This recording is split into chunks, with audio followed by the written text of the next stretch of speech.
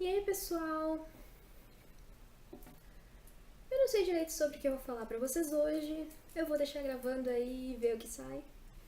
Minha intenção, primeiramente, é começar a refletir sobre o fenômeno de reduzir a religião à moralidade, que é algo que eu vejo com frequência. Num vídeo anterior que eu fiz, eu falei um pouquinho sobre a obra do Joseph Campbell, O Herói de Mil Faces. E nela, ele fala também, ele menciona sobre isso de tu acabar tratando mitos só como uma fábula, uma coisa que não tem mais sentido hoje. Tu diz, as religiões tinham significado na época que as pessoas não sabiam muito sobre ciência. E agora que as pessoas sabem como as coisas acontecem, ela não tem mais sentido. Não é bem assim, né? Que tem aquela frase célebre do Aristóteles que diz que o todo é muito mais do que a mera soma de suas partes. Ou seja, pra tu entender uma coisa, tu não tem que só fazer um somatório das partes e dizer é isso. Porque quando as partes se somam, surge uma, uma outra coisa. É que nem aquele livro do William S. Burroughs, que se chama A Terceira Mente. Que ele diz que quando duas mentes se unem, surge uma terceira mente.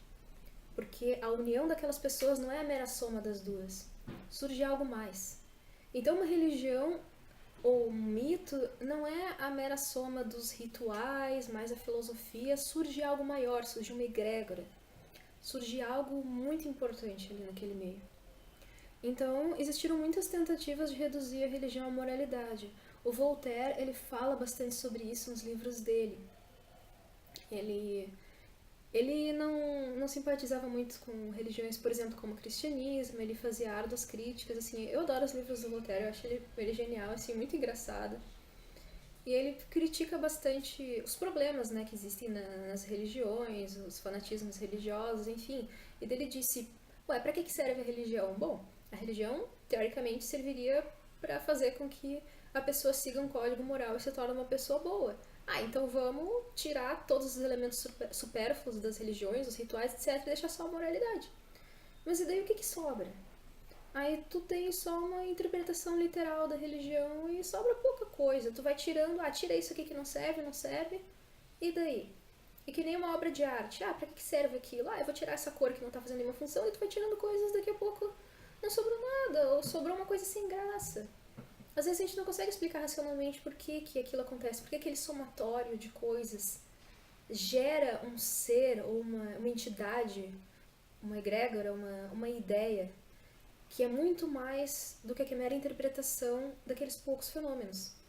Tanto é que o Voltaire ele tinha uma grande simpatia pelo confucionismo, que uma das ideias do confucionismo é tornar o ser humano integrado na sociedade, com seu trabalho, e para que ele seja uma pessoa boa, enfim, né? Que também é muito interessante, eu acho. Eu não sei muito sobre o confucionismo, mas eu admiro, eu acho uma boa religião, assim, se tu for interpretar dessa forma, né? Como mais do que a moralidade em si, eu até acho que no próprio confucionismo também tem outros elementos atraentes.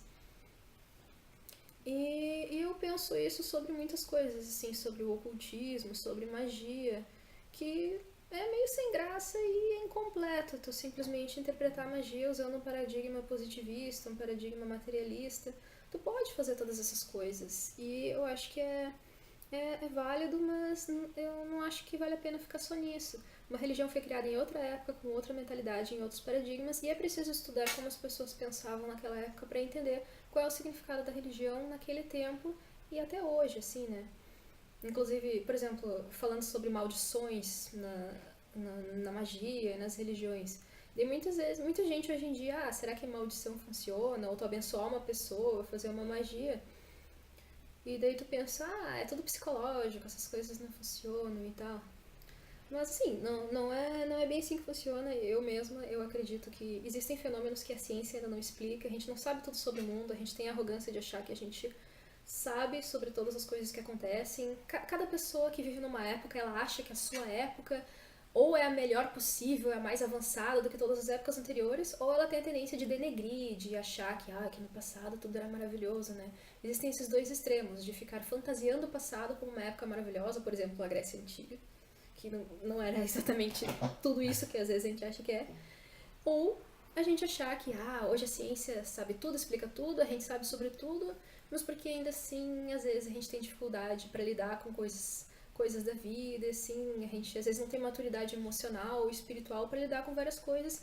Eu acredito que é exatamente por causa dessa redução da realidade a um mero materialismo, assim, às vezes a gente perdeu um sentido maior de comunhão com a vida e com a natureza e com as outras pessoas, exatamente porque a gente foi tirando todos esses elementos e a gente deixou só o elemento que a gente precisa para viver, para ganhar dinheiro e deu, e acabou.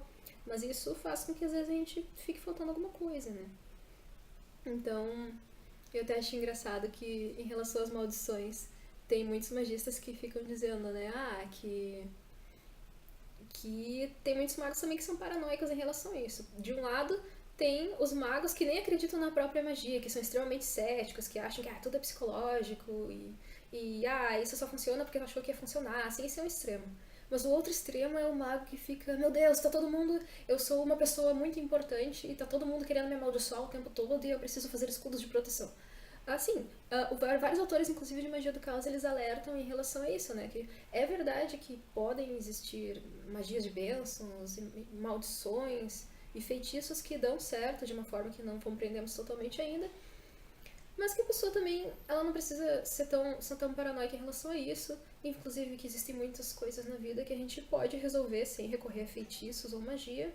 Que, inclusive, David Lee costuma falar, né? Quando eu consigo resolver uma coisa na vida real que eu não preciso de magia, eu não preciso necessariamente lançar um sigilo ou fazer um feitiço para resolver tudo, cada pequena coisa. Tem coisas que a gente pode resolver normalmente, assim. Agora, quando começa uma situação que às vezes é muito complexa ou que a gente realmente não está dando conta, vamos ver o que, de repente, a magia pode me auxiliar em relação a isso, em todos os sentidos, físico, mental, psicológico, espiritual, enfim. Então, era mais ou menos essas reflexões que eu queria trazer para vocês, principalmente isso de achar que a magia ou que as religiões, elas não são apenas psicológicas ou apenas algo antiquado, que já está superado. Eu acho que é muito mais que isso. Eu acho que é muita arrogância do século XX e XXI querer achar que as pessoas de todas as épocas e lugares elas tinham crenças religiosas porque elas não eram muito inteligentes ou porque elas eram atrasadas. Gente, não é bem assim, né? Cada pessoa tem sua forma de ver o mundo e eu acho que muitas coisas antigas ainda têm relevância ainda hoje. Então, minhas reflexões de hoje terminam por aqui. Até o próximo vídeo.